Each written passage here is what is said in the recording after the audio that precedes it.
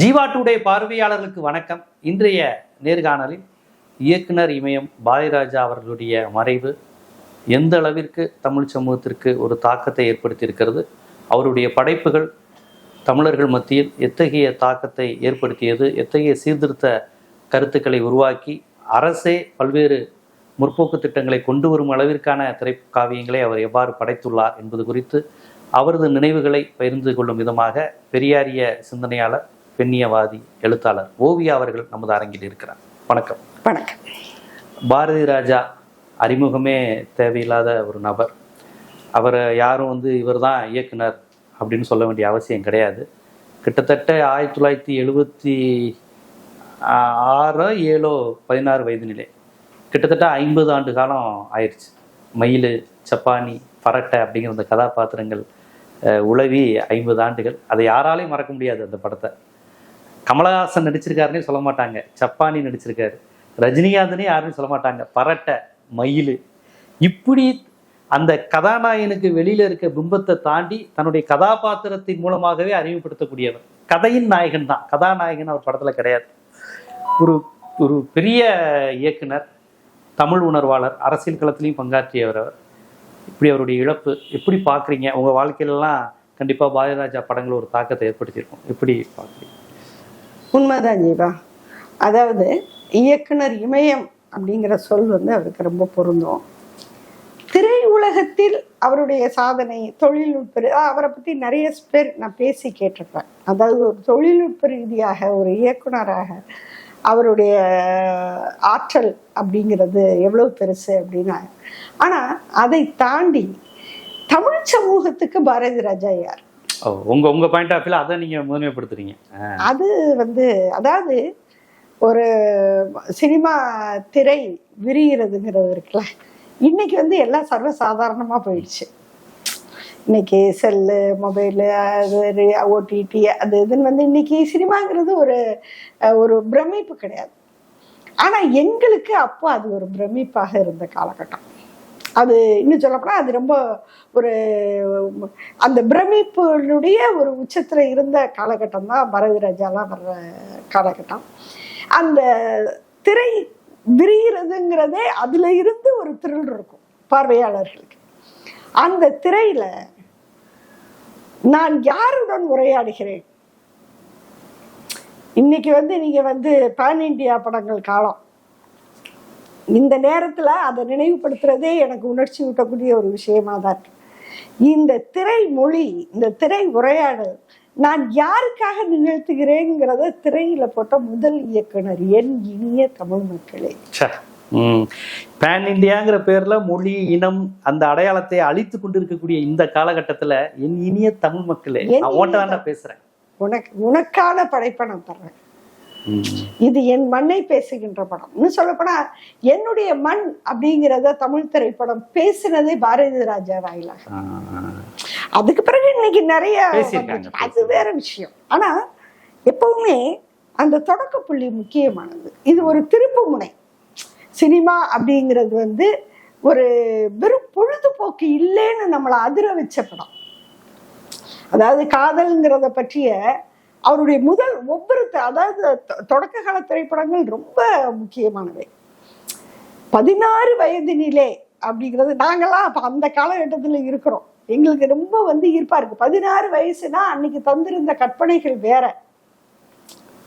ஆனா 16 வயதினிலே அந்த கற்பனையை தான் கேள்வி கேட்டது.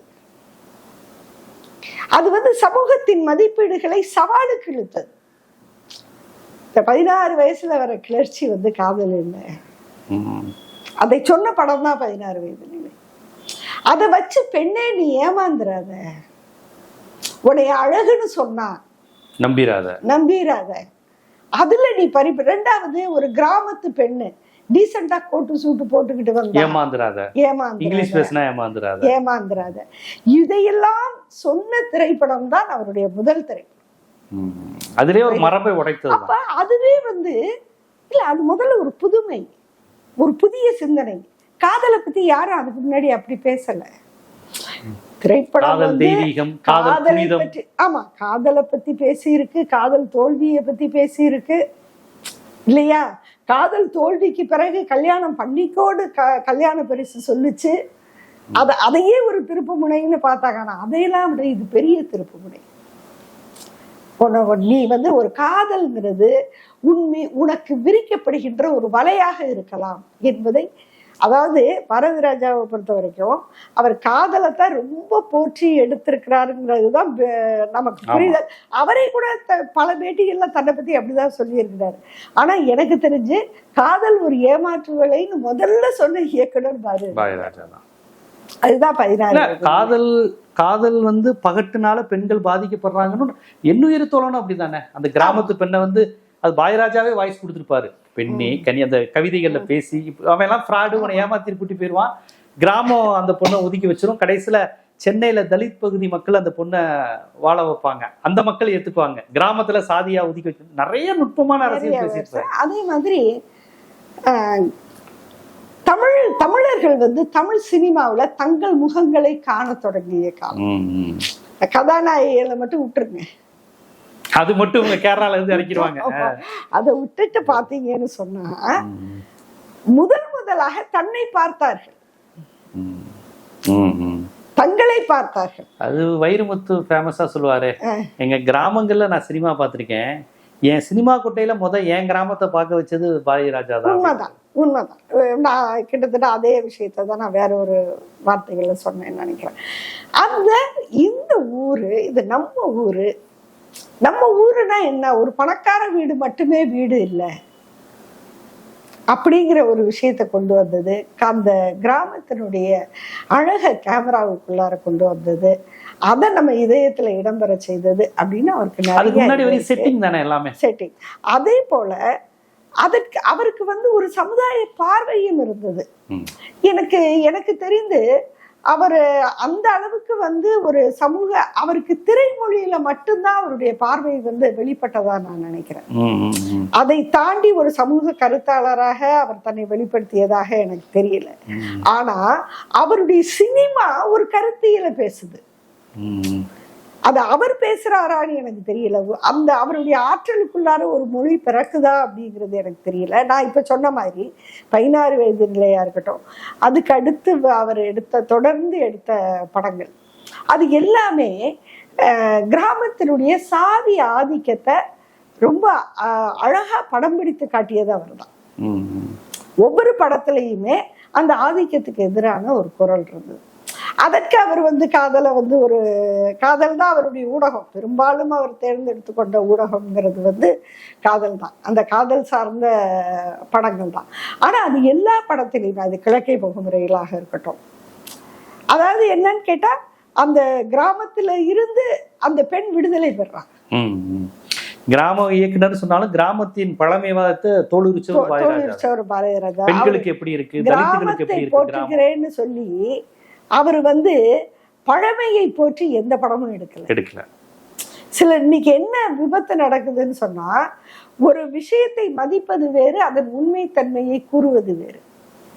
பாரதிராஜா கிராமங்களை நேசிக்க உண்மைத்தன்மையை கூறினார். ஆனா உண்மைத்தன்மையை தான் சொல்ற. கிராமத்தின் சாதி வெறியை சொன்னாரு, கிராமத்தின் ஆணாதிக்க, மூடநம்பிக்கை, பஞ்சாயத்து. கிழக்கே போகும் ரயில் மூடநம்பிக்கைக்கு எதிரான பெரிய படம் இல்லையா?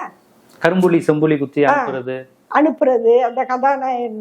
அது கடைசியில் அந்த அவங்க ராதிகா வந்து அந்த ட்ரெயின்ல வந்து ஏறணும்னு நம்ம எல்லாருடைய மனசும் தவிக்கும். அது சினிமாவுக்காக உள்ள காட்சினாலுமே கடைசியாக ஒரு கிராமத்தின் ஆதிக்கத்திலிருந்து, ஒரு ஆணாதிக்க பிடியிலிருந்து, ஒரு சாதி ஆதிக்க குடும்பத்தில இருந்து, அதாவது ஒரு ஆதரவில்லாத பெண்ணை அவ அக்கா வீட்டுலதான் இருப்பான், அந்த குடும்பமே இல்ல அந்த பாலியல் சீண்டல்கள்ல இருந்து நடக்க இருந்த ஒரு பாலியல் வன்கொடுமை, திருமணம்ங்கிற பேர்ல அக்கா புருஷனே அவளை கட்டிக்க போறான், அதான் வந்து அடுத்து நடக்க போற காட்சி. அதுல இருந்து விடுபட்டு தப்பி ஓடுறதுதான் அந்த கதை. அந்த கதாநாயகன் அதுல நாவிதர் சமுதாயம். அவங்க அப்பா சொல்லுவாரு, நீ படிச்சு என்ன பண்ண போற, நம்ம குலத்தொழில செஞ்சாதான் நம்ம முன்னேற முடியும்னு. அப்படி ஒரு டைலாக் வரும். அப்ப சுதாகர் பேசுற மாதிரி, இங்க அம்பேத்கர்னு ஒருத்தர் அரசியலமைப்பு சட்டத்தையே எழுதிட்டாரு, ஆனா எங்க கிராமங்கள்ல இன்னும் குலத்தொழில சேர்த்ததுமே மாறாம இருக்காங்களே அப்படின்னு. படம் வந்தது 76ல. எனக்கு இதுதான் வியப்பு. அம்பேத்கரை பத்தி அப்பயே பேசியிருப்பாரு தமிழ் சமூகத்துல. அதைத்தான் நான் இப்ப கொஞ்சம் முன்னாடி சொன்னேன். திரைப்படத்துக்கு வெளியே தன்னை ஒரு புரட்சிகரமான பேச்சாளராவோ எழுத்தாளராவோ அவர் பரிணமிக்கல. அவர் அப்படி நினைக்கவும் இல்லைன்னு நான் நினைக்கிறேன். ஆனா திரைப்படம்ங்கிற அந்த தொழில் நுட்பத்தை அவர் கையில் எடுக்கும்போது அவரிடம் வெளிப்பட்டது எல்லாமே அவருடைய காலத்தை மிஞ்சிய முற்போக்கு கருத்துக்கள் தான். அதனுடைய நீட்சி தான் பாத்தீங்கன்னா வேதம் புதியது வரைக்கும் வருது. வேதம் புதியது அப்படிங்கிறது அந்த வேதம் புதியதனுடைய அதுலயும் சில, அதாவது அதனாலதான் நான் சொல்றேன் பாரதிராஜா முழுமையா திருப்திப்படுத்துறதுன்னு நம்ம எதிர்பார்க்கலைனாலும் குறைந்தபட்சம் ஒரு சாதி ஆதிக்கம் அதனுடைய உச்சபட்சமாக இருக்கக்கூடிய ஒரு பார்ப்பன சாதி ஆதிக்கத்தை எதிர்த்த படம். அது சென்சார்ல பெரிய பிரச்சனையாச்சு. ஆமா, நீங்க அந்த படம் இன்னும் முழுமையா வேணுங்கிறீங்க. அந்த படத்தையே விடல, எம்ஜிஆர்ட்ட போய் கேட்டு அவர் பார்த்துதான் அந்த படத்தை விட்டாதான் சொன்னாங்க. அதான் எம்ஜிஆர் பார்த்த கடைசி படம் தான் வேதம் புதியது தான். சத்யராஜ், இதுவே ஒரு பெருமைக்கு. ஆமா, சத்யராஜ் தான் அதை பதிவு செய்வாரு. பிரச்சனையான எம்ஜிஆர் சிஎம் அவர் தான். போன உடனே அவர் பார்த்துட்டு அதெல்லாம் ஒண்ணு இல்ல விடுறேன்னாராம் அப்படின்னு சொல்லுவாங்க.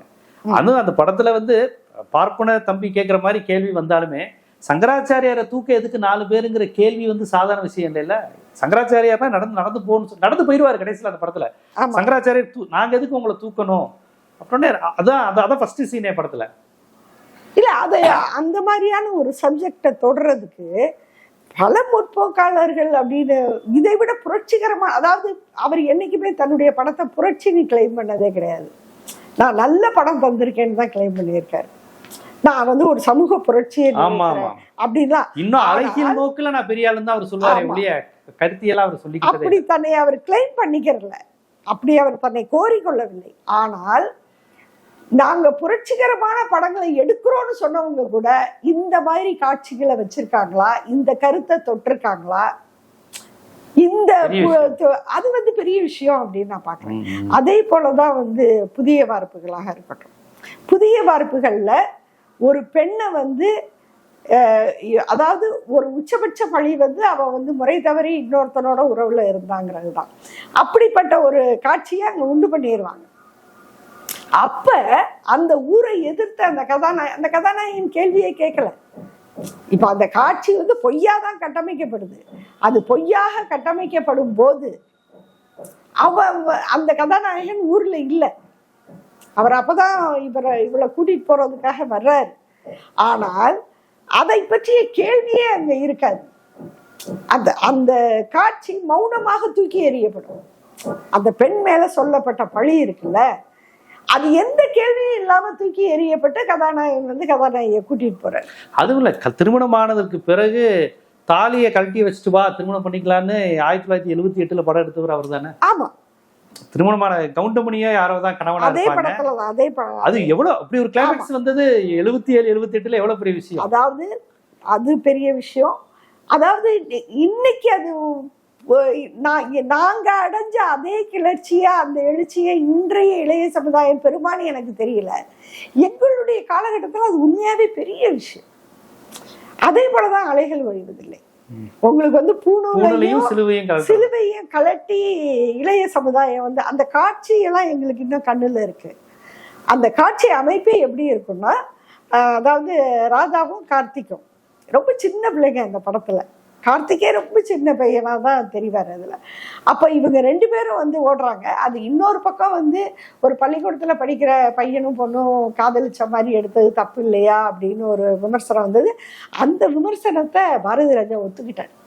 தப்பு அப்படி எடுத்துக்க கூடாதுன்னா. ஆமா, அது அந்த இது தப்புதான். அதாவது ஒரு பள்ளிக்கூட பிள்ளைங்க இருக்கிற மாதிரி. ஆமா, அது ஒரு விமர்சனம் வந்தது அந்த படத்துல. இருந்தால் அந்த விமர்சனத்தையும் தாண்டி எது முக்கியமாகப்பட்டது நமக்கு அப்படின்னு சொன்னா, அந்த கடைசி காட்சி 2 பேரும் ஓடுறாங்க. ஓடும்போது ஒரு அதுக்கு மேல அவங்களால ஓட முடியல.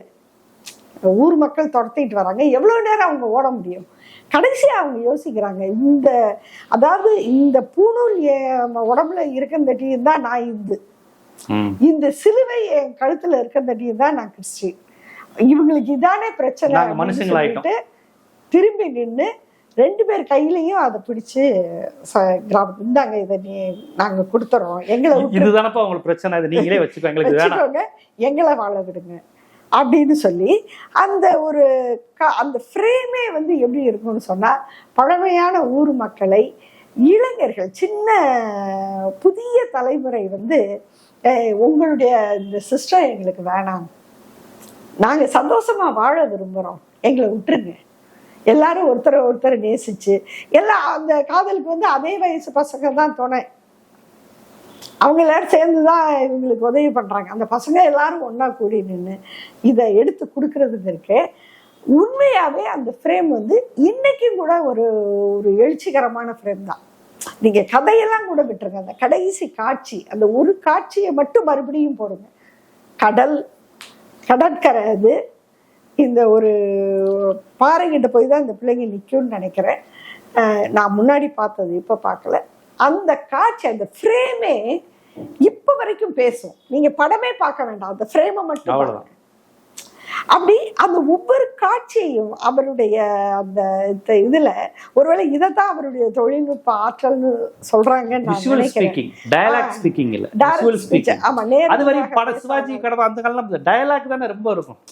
காட்சி மூலமா உணர்த்துறது. அதுல வந்து ஒரு பெரிய பாய்ச்சலை நிகழ்த்தியவர் வந்து பாரதி ராஜா அப்படின்னு தான் சொல்லணும். ஆக இது அவருடைய ஆரம்ப காலகட்ட படங்கள் எல்லாமே கிட்டத்தட்ட கடைசியாக ஒரு பெரிய அதுல ஒரு அவருடைய அந்த பெண்களுக்காக அவர் எடுத்த படங்கள் அப்படிங்கிறதுல, அவர் பெண்களுக்காக கருத்தியலுக்காகன்னு சொல்லி எடுத்த படம் கருத்தம்மா. இப்ப இந்த படங்கள்லாம் அவர் கருத்தியல் எதுவும் சொன்னது இல்லை, அவங்க அம்மாவோட பேரு. அதை வைத்து விட்டு அதைத்தான் அவர் அந்த படத்தை குறித்து அவர் ரொம்ப வந்து ஒரு உணர்ச்சியை வெளிப்படுத்தி இருக்கிறாரு. அது என்னன்னா, தன்னுடைய பகுதியினுடைய ஒரு சமூக கொடுமை, அந்த அவர் பிறந்த மண்ணில் நிலவக்கூடிய பெண் சிசு கொலை அப்படிங்கிற விஷயத்தை எதிர்த்து அவர் எடுத்த ஒரு படம். அதையும் வந்து, அதாவது பெண் சிசு கொலைய ஒரு படத்தின் கருவாக வைத்து நீங்க டாக்குமெண்ட்ரி இப்ப மாதிரி எத்தனை படம் வேணாலும் எடுக்கலாம் படம். ஆனா அது ஒரு ஒரு பெரிய வெற்றி பெற்ற திரைப்படமாக அதை கொண்டு வருவது இருக்குல்ல. அவருடைய பிற படங்களோட ஒப்பிடும்போது அது அந்த அளவுக்கு வெற்றி பெறலைனாலும் கூட, கருத்தமா பெண்களுக்கான உரிமையை பேசிய, சமூக நீதி பேசிய, அதுவும் அந்த சொந்த சாதியை பற்றிய விமர்சனம் செய்த படம். சொந்த சாதியினர் வந்து கொலை மிரட்டல் வந்துச்சு பாரதிராஜா. அவருடைய எல்லா படங்களுமே சொந்த சாதி மீதான, சொந்த சாதிக்கு எதிரான விமர்சன படம் தான், விமர்சன படம். அதுல வந்து அந்த கடைசியா வந்து அவருடைய கதை அமைப்பு எவ்வளவு ஆழமா அமைச்சிருக்கிறாரு பாருங்க. எந்த தகப்பன் எந்த கருவை கலைக்க சொன்னாரோ, அதாவது கலைக்க சொல்லி கொடுத்த அந்த பிள்ளைய வந்து கலைக்க மாட்டாங்க, அது உயிரோட டாக்டரா படிச்சு வருது அந்த கதையில. அதே பெண் தான் அந்த தகப்பனோட உயிரை காப்பாத்தாங்க. அவருடைய மூத்த பொண்ணு தான் கைகால் விளங்காம போன அப்பாவை வந்து பணிவிட செஞ்சு பார்த்துக்கிறான். அப்பவும் கூட அவர் வந்து தொடக்கத்துல வந்து அந்த பெண்ணையும் ஒரு சத்தம் போட்டுக்கிட்டு திட்டிக்கிட்டு இருக்கிற மாதிரி தான் அந்த காட்சி வரும். இந்த உண்மை நீங்க அன்னைக்கு கலைச்சிருந்தா இன்னைக்கு உங்களை காப்பாற்ற முடியுமா அப்படிங்கிற அந்த ஒரு பாடல் வரி கூட வரும். ஆமா, அதாவது வந்து அந்த மனச்சாட்சியை உலுக்குகின்ற ஒரு கேள்வி. அப்போ அந்த அது அது வந்து எப்படின்னா, தமிழக மக்களின் மனதை தொடுகின்ற ஒரு கேள்வி, அவர்களுடைய நேரடியாக அந்த மனச்சாட்சியை நோக்கி விடுக்கின்ற ஒரு கேள்வியாக அது அமைந்தது அந்த படம். அதை தொடர்ந்து பார்த்தீங்கன்னா, அதாவது உண்மையாகவே பெண்கள் சமூகம் வந்து பாரதி ராஜாவை வந்து உரிய முறையில் நினைவு பெறணும். அதுக்காக தான் நான் வரிசையாக அவருடைய படைப்புகளை சொல்றேன். அதிலும் அதிகமாக பார்த்தீங்கன்னா, நீங்கள் இந்த தாலி கலட்டுறதை பற்றி சொன்னீங்க. அதாவது தாலியை டக்குன்னு கலட்டி போடுறதுங்கிறது வேற. ஏன்னு கேட்டால், இங்கே தாலி வந்து ஒரு உணர்வுபூர்வமான சங்கிலியாக பெண் சமூகத்தின் மீது போடப்பட்டிருக்கு, ஒரு விலங்காக. அதே உணர்ச்சியின் வாயிலாக பயணித்து எந்த பெண் தாலியை புனிதமாக நினைக்கிறாளோ அதே புனிதமாக நினைக்கக்கூடிய ஒரு கேரக்டர் அந்த தாலியை கழட்டி எறியும் போதுதான் அதனுடைய உண்மையான ஒரு விளைவு நமக்கு கிடைக்கும்.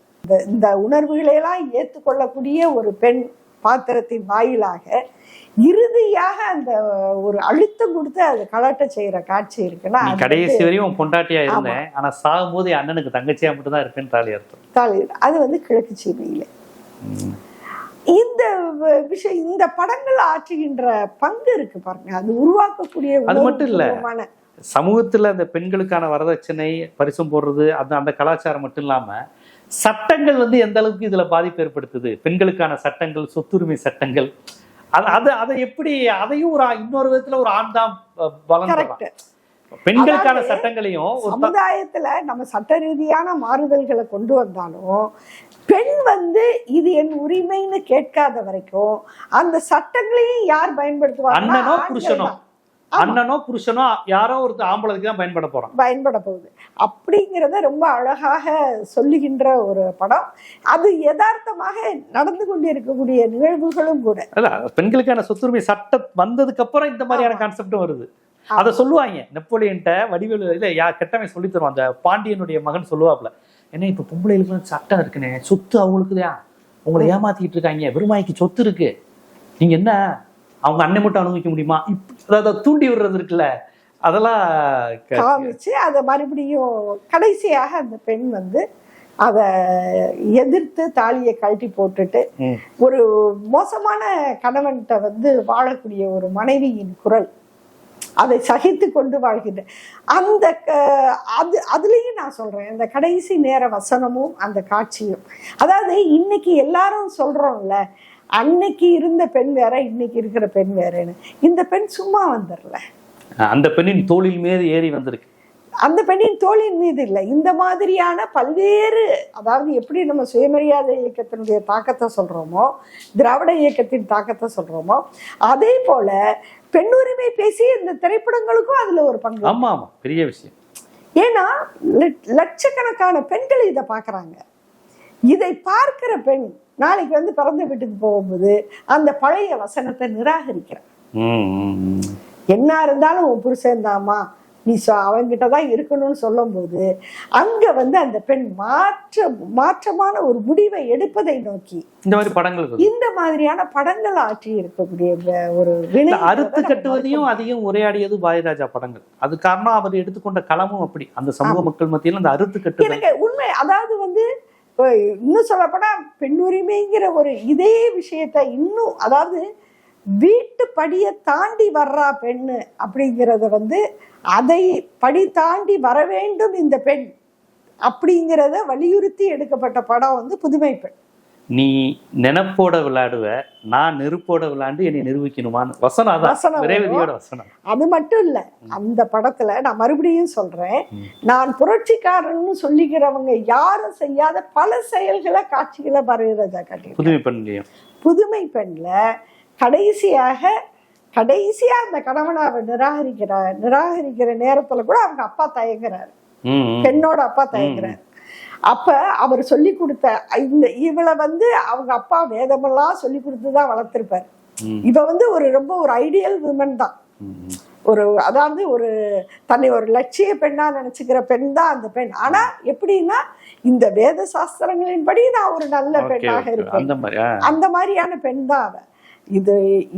இந்த வேத சாஸ்திரம் தான் இந்த மாதிரி புருஷனை ஏத்துக்க சொல்லுதா என்னைய அப்படின்னு சொல்லிட்டு, அதாவது ஒரிஜினலா படத்தின் கதையின்படி ராமாயணம், மகாபாரதம், கீதை இதையெல்லாம் போட்டு அவ எரிக்கிறதாக காட்சி வைத்திருந்ததாக நான் கேள்விப்பட்டேன். ஆனால் பிரச்சனையாகி புதைக்கிற மாதிரி, அதாவது மண்ணை தோண்டி இதையெல்லாம் தூக்கி போட்டு புதைக்கிற காட்சி அதுல வரும்.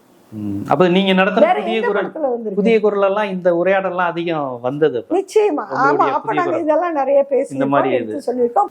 புதுமை பெண்ல உள்ள இந்த பாடல், அதாவது ஒரு தென்றல் புயலாகி வருதே, ஒரு தெய்வம் படிதாண்டி வருது, தெய்வம் படிதாண்டி. ஏன்னா பெண்ணை நீ அல்டிமேட்டா தெய்வம் தானே சொல்லுவேன், அதுவே படிதாண்டி தாண்டா படிதாண்டினாலும் அப்படின்னு சொல்லிட்டு அந்த பாடல் வரும். அதுல நிறைய இந்த பெண் ஒரு அதாவது எப்படின்னா, நீங்க அந்த பீரியட எதோட ஒப்பிடணும்னா, இன்னைக்கு எல்லா வீட்லயும் பெண்கள் கிட்டத்தட்ட வேலைக்கு போற பெண்ணுங்கிறது இன்னைக்கு சமூகத்தினுடைய ஒரு அங்கம் ஆயிட்டாங்க, ஒரு நார்மலைஸ் ஆயிடுச்சு அது ஒப்பீட்டு அளவுல. ஆனா அன்னைக்கு housewife versus working woman, அதாவது ரெண்டு துருவமாக அவங்க பேசப்படுறாங்க. அப்போ ஒர்க்கிங் விமனுக்கு அதனுடைய முதல் படம்னு சொன்னா சூரியகாந்தி, அதுதான் பெரியார் பாராட்டி ஜெயலலிதா முத்துராமன் படம். அதனுடைய அதுக்கு முக்தா பிறகு சீனிவாசன் தயாரிப்பு, அவரையும் பெரியார் பாராட்டியிருக்காரு. ஆமா, அதுவும் வந்து முதல்ல பெண் வேலைக்கு போக வேண்டியதை வலியுறுத்தி வந்த படம். அந்த போட்டோ தான் இப்ப வரையும் ஜெயலலிதாவும் ஆமா, அது அதே மாதிரியாக வேலைக்கு போற பெண்ணினுடைய துன்பங்கள், அவ சந்திக்கிற இடர்பாடுகள், சமூகத்தினுடைய ஒரு குரூரமான தன்மைகள், இதை வந்து மிக அருமையாக வெளிக்காட்டிய படம் அப்படின்னு சொன்னா புதுமை பெண். அதுல சமூகத்தினுடைய குரூரத்தை காட்டுறதை விட குடும்பம் எப்படி இருக்கு அப்படிங்கிறதையும் சேர்த்து காட்டியிருந்த படம். இது மாதிரி அவரு பெண்கள் சமூகத்துக்காகவே நிறைய வந்து அவருடைய படங்கள் வந்து பேசியிருக்கு, மிக அழுத்தமாக பேசியிருக்கு அப்படின்னு நான் சொல்லுவேன். பெண்கள் சமூகத்தின் சார்பாக பாரதி ராஜாவுக்கு ஒரு பெரிய வணக்கத்தை கண்டிப்பாக நாம தெரியப்படுத்தணும். ஏன்னா பெண் மீதான அவருடைய கதாபாத்திரங்கள் எல்லாமே பெண் உரிமையை பேசுகின்ற கதாபாத்திரங்களாக தான் அவர் அமைச்சிருக்கிறாரு. எனக்கு நான் சொன்ன மாதிரி அவர் வெளியே வந்து நான் ஒரு சமூக விடுதலைக்கு எடுக்கிறேன் அப்படி இப்படின்லாம் சொல்லி நான் கேட்டதில்லை. அப்படி அவர் அங்கீகரிக்கப்பட்டதாகவும், போதுமான அளவுக்கு அங்கீகரிக்கப்பட்டதாகவும் முற்போக்காளர்கள் வந்து கொண்டாடல. ஆனா அது முற்போக்காளர்களுடைய பக்கம் உள்ள குறையாக நான் பார்க்கிறேன். ஏன்னா இவ்வளவு பெரிய புரட்சிகரமான காட்சிகள் தந்த ஒரு கலைஞனை, படைத்த ஒரு படைப்பாளிய கொண்டாடலைன்னா நாம எங்கேயோ தப்பு பண்றோம்னு அர்த்தம். ரொம்ப ஒரு முக்கியமான விஷயத்த சொல்லியிருக்கீங்க. சாதி மறுப்பு, தாலி மறுப்பு, பெண் விடுதலை, பூணல் அறுப்பு, சிலுவை மறுப்புன்னு அடிப்படைவாதிகள் கொண்டாடுகிற எல்லா மரபுகளையும் புனிதங்களையும் அசால்ட்டாக உடைத்த ஒரு படைப்பாளி. அரசியல்வாதி கிடையாது, அரசியல்வாதியா அவர் காமிச்சுக்கிட்டே கிடையாது. ஒரு அரசியல்வாதி இல்ல, படைப்பாளியா இவ்வளவு விஷயங்களை அவர் செஞ்சிருக்காருங்கிறத ஒரு பெண்ணியவாதியா, ஒரு பெரியாரிஸ்டா, முற்போக்குவாதியா நீங்க இவ்வளவு கொண்டாடுறீங்க அப்படிங்கிறத அவருடைய இந்த நாள்ல நம்ம அதை பதிவு செய்ய வேண்டியது கடமை என்ன பாக்குறேன்.